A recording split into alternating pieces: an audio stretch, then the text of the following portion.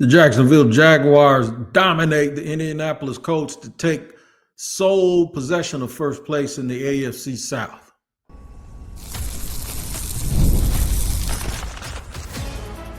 You are Locked On Jaguars, your daily Jacksonville Jaguars podcast. Part of the Locked On Podcast Network, your team every day. It is, in fact, your team every day. We thank you for making us your first listen here on Locked On Jaguars, part of the Locked On Podcast Network, which is a part of the #1 sports podcast network. And we thank you for making us your first listen. Glad you could join us here for the post-game show of the Jaguars' victory over the Indianapolis Colts. Man, wherever you get your podcast, make sure you tap in so you do not miss an episode of the show. That's right. We are wherever you can get them, whether you watch or listen. That's where you can find us. All right, here's what we're going to do. We got two halves of the post-game show. You guys can stick around for the squad show here on Locked On Jaguars. Will be coming up shortly. But today was all about the Jaguars and the reckoning that they have been seeking out and having a reason in front of their fans, wearing those prowlers, to let you kind of know that there's proof of concept and to let you know that they have arrived. I love the fact that Liam Cohen talked all week about no big speeches, nothing spectacular, that this team was really in tuned into who they are and what's at stake. And you saw it today with the 36-19 victory over the Indianapolis Colts. Now, things happen. Daniel Jones got hurt. But if you didn't think the Jaguars were going to win this game anyway, I don't know what to tell you, right? And, it was a non-contact injury. But guess what? That's what happens when you get a bunch of stress put on you.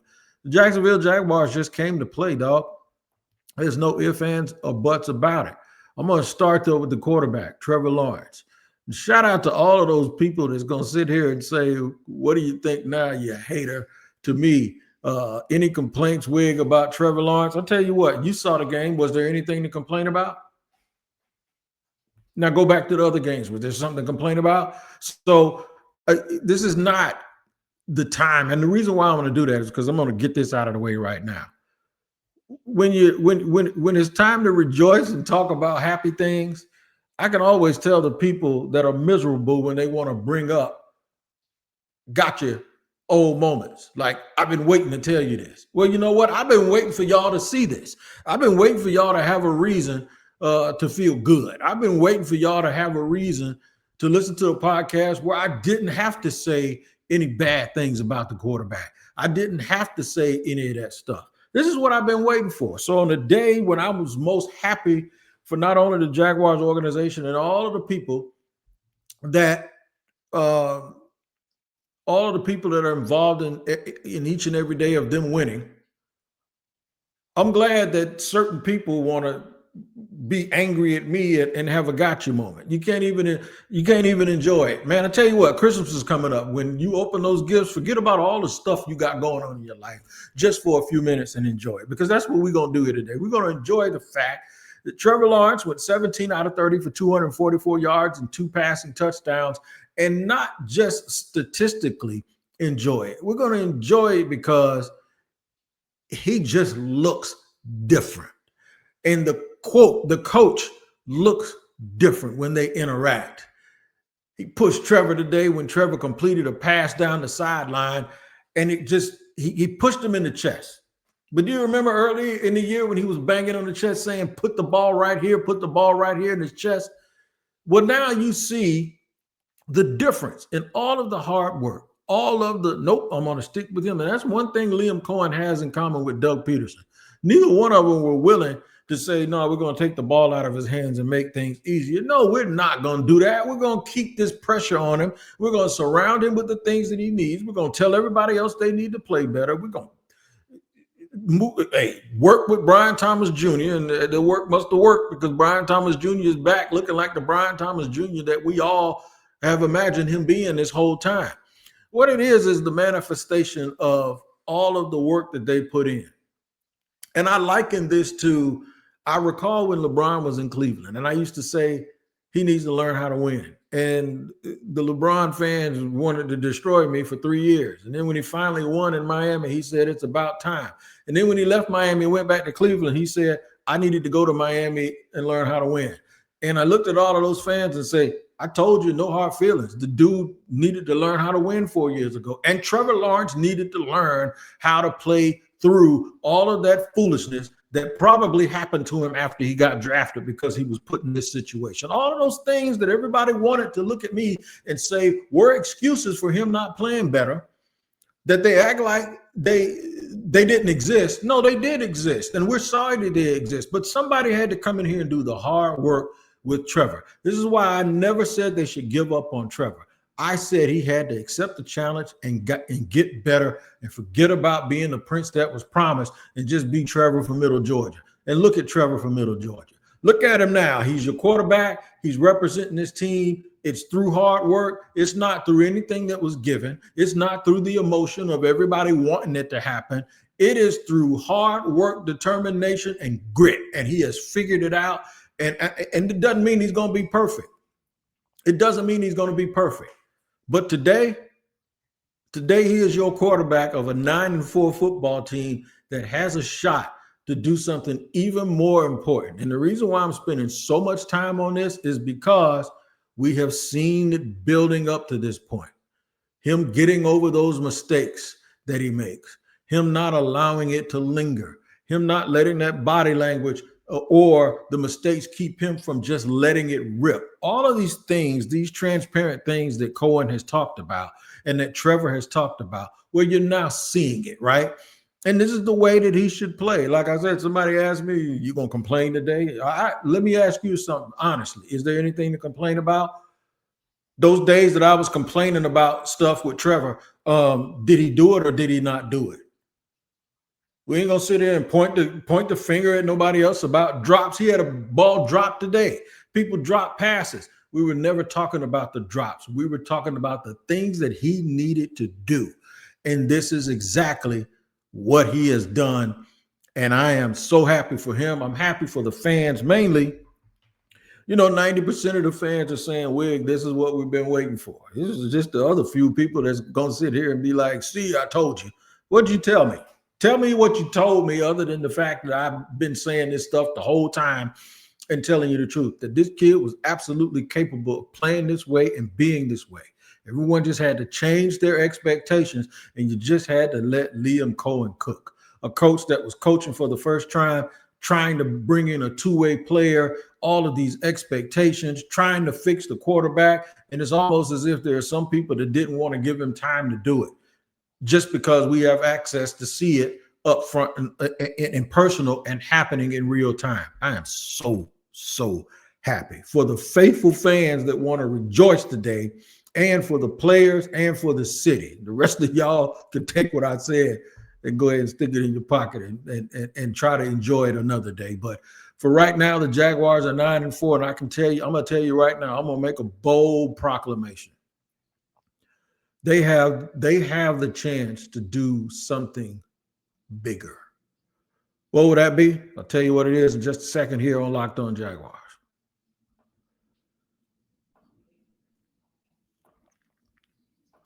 First, I got to let you know about today's sponsor, and that is Game Time. The World Cup is coming back to North America for the first time since 1994, and with 48 teams, for the first time ever, it's going to be massive. Let's just be honest. Getting tickets is usually the hardest part. That's why the Game Time app is clutch, finally giving fans a real advantage when it comes to snagging seats.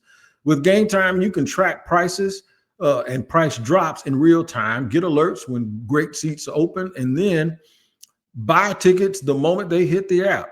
It puts the power back in your hands and makes going to the World Cup realistic instead of impossible. The seat view feature is a game changer for me. You literally see what the pitch looks like from your exact seat before you buy it. Take the guesswork out of buying World Cup tickets at every match, concert, or event with Game Time. Download the Game Time app, create an account, and use the code LOCKEDONNFL for $20 off your first purchase. Terms apply. Again, download the Game Time app, make an account, and use the code LOCKEDONNFL for $20 off. Swipe, tap, ticket, go. Game Time. Also, today's show is sponsored and brought to you by our friends over at Prize Picks. The holiday season is one of the best times in sports, bowl games, big basketball matchups, playoff pushes. It's all happening at one time. And while we're all making choices every day, one of the most fun places to make the right call is Prize Picks. Prize Picks is the easiest way to get in on daily fantasy. Just pick more or less on at least 2-player projections, lock in your lineup, and you're in the game. It's just that simple, fast, and available in 45 states, including California, Texas, Florida, and Georgia. Prize Picks has added an extra layer of excitement to the holiday sports schedule, so make sure you go over and check that out. Download the Prize Picks app today and use the code LOCKEDONNFL to get $50 in lineups after you play your first $5 lineup. That's code LOCKEDONNFL to get $50 in lineups after you play your first $5 lineup. Prize Picks. It's good to be right.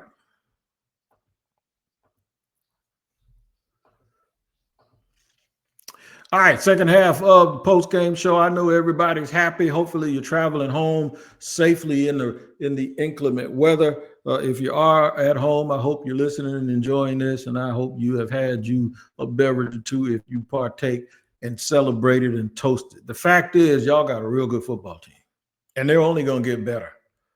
I don't even want to think about the offseason because I want to think about what happens before the offseason, but they're only going to get better, man. Can you imagine the questions that would still be going on, man, if they were still stumbling and bumbling and trying to get it, trying to figure it out about Liam Cohen? I just think the proof is in the pudding when you see the shift in culture, the shift in confidence. It is just amazing what they have been able to accomplish here in this first year. I'm going to tell you right now, there are people, and I'm not telling you who they are, that thought 9 wins would be something that they would take. This is why you never, ever, ever give up on hope, because they're already at 9 wins, man, and they got 5 games to go. How many are 13? 4 games to go. Excuse my Duval County educational math. Yeah, they got 4 games to go. 3 of them, they should be the flat-out favorite. And that other one, that Denver game, they're only 1 game behind the Broncos, man. And let's just say Denver doesn't lose, but they go up there and beat Denver head-to-head. That gives them the 2 seed. I don't think y'all understand what I'm talking about. They're going to host a playoff game regardless. But the fact that the Jacksonville Jaguars could go from having a top 5 pick to potentially being the 2 seed, and I know nobody wants to get too far ahead. They want to say, wait, slow down. Let's take it week by week. Let's do that. We're going to take it week by week. So we ain't going to go there, but I'm just telling you, man, this is a real good football team, and a lot of that has to do with the page and the space where you can see Trevor Lawrence and Liam Cohen, where they are right now in the pantheon of coach-player relationships. You just see the growth. You see the confidence.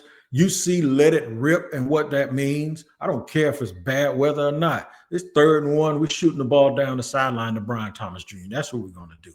And to have BT get that ball and catch it, the one-hander as well as the one he made later, it looks like he is back to being himself, along with Jacoby Myers. And someone asked a good question today. Did Jacoby Myers save Trevor's career? We live in a world where everyone wants to take one thing and give it total credit for something else. And that doesn't mean that you're slighting Jacoby and the acquisition of Jacoby Myers. But what it does mean is there's a whole bunch of stuff happening at one time. It's all at play.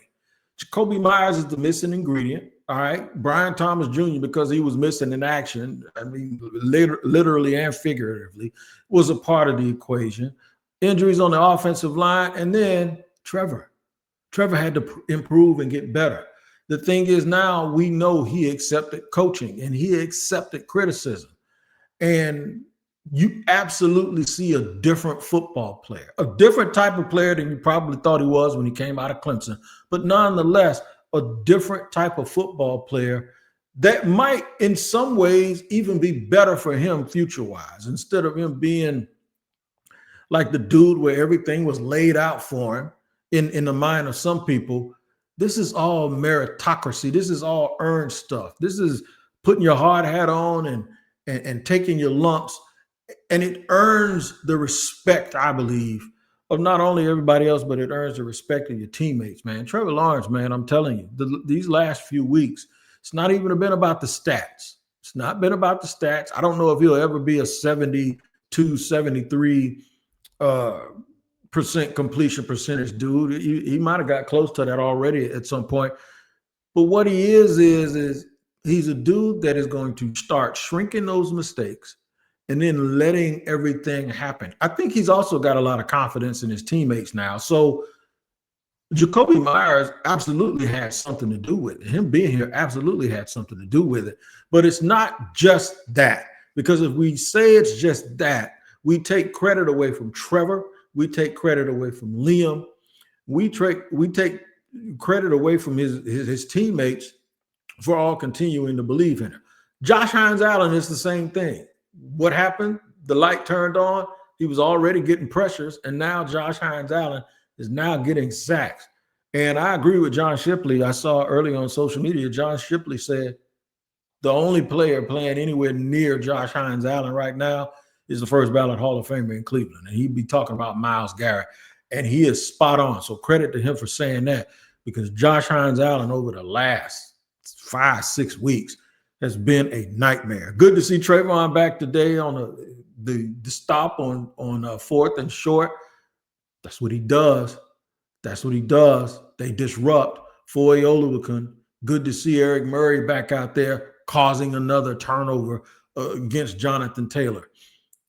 Everybody was all over the place. Jarian Jones, they need to stop calling these pass interference plays on him too, because they got him with another one today, and they probably should not have. All right, so just a real quick look at these statistics once again. Travis Etienne, a very workmanlike 74 yards on the ground on 20 carries. I love the commitment to the run. Etienne also had 1 catch for 8 yards. And Brian Thomas Jr., as I said, 3 catches, 87 yards, 29 per pop. Tim Patrick with a big game, not only blocking, but catching the ball. 5 catches for 78 yards. Jacoby had 4 for 39. Brenton Strange, 3 for 27. No Parker Washington today because he didn't go, but the Jaguars didn't miss a beat. They were right back on it without Parker Washington. So an interception for Devin Lloyd, an interception for Greg Newsome. What up, Greg Newsome? Good play. Way to go. 1 sack for Josh Hines Allen, but the Jaguars just looked like the superior team. They looked like a team that appeared to be a team that if you saw them and didn't know their record, you'd say, oh, they look like they're going to win a division and go to the playoffs. That's what they look like. And it doesn't appear to be because somebody else is bad or because somebody else got hurt. It doesn't appear to be because they play in a bad. No, it appears to be this is what it is. They are a good football team. And now you can start asking how good. I think they're going to show you over the next 4 weeks how good. And even I don't know if anything is bigger than this season, but there's one message I'll leave you with, and we'll talk about this at some point this week. I think they're here to stay for a long, long time. I don't know how much they're going to win, but I know this, with this current crew that they have and those players and the assets they have to get more players, I can't see where in the near future the Jacksonville Jaguars are not a contender for a very long time. And that's something that we have all been wanting. All right, tune in to Locked On Jaguars tomorrow. Locked On NFL also in the morning. Stay tuned for the Squad Show. The Squad Show will be coming up here soon on Locked On Jaguars. And if you don't catch it live, make sure you catch it on the Locked On Jaguars channel, wherever you get the Locked On Jaguars podcast. The Jaguars are victorious, man, 36-19. They are the real deal in the AFC South. We'll see you.